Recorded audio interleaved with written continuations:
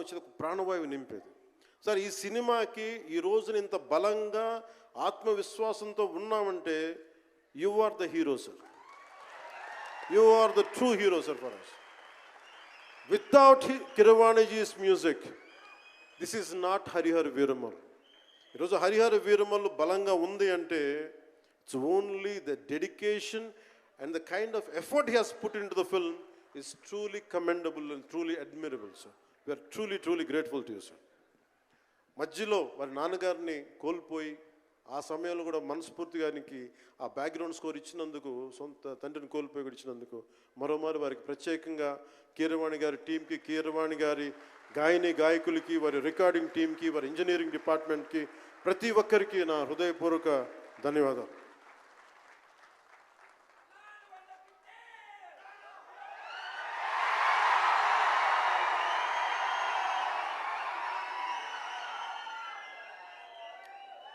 ఈ సినిమాని టెక్నీషియన్స్ గురించి అందరితో మాట్లాడి then will talk about cinema. Jyothi Krishna నాకు ఖుషీ టైం నుంచి లండన్లో చదువుకొని వచ్చాడు, film making course as a director. ఆయన సినిమాని చాలా బాగా హ్యాండిల్ చేశారు. ఎలా ఈ పరిస్థితులు ఎవరు చేయగలరు అనుకుంటా ఆయన స్టెప్ ఇన్ అయ్యి ఒక తండ్రికున్న విజన్కి కొడుకు సారథ్యం వహించి తండ్రి కొడుకుల తాలూకు ఇది ఎఫర్ట్ ఈ సినిమా ఇది.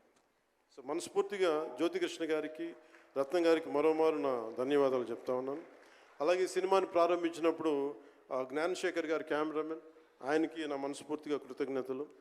అసలు ఈ సినిమాని ఇంత రికార్డ్ బ్రేకింగ్ స్థాయిలో మీ అందరికీ తెలుసు కదా, మీరు అంతసేపు ఓజీ అంటారు.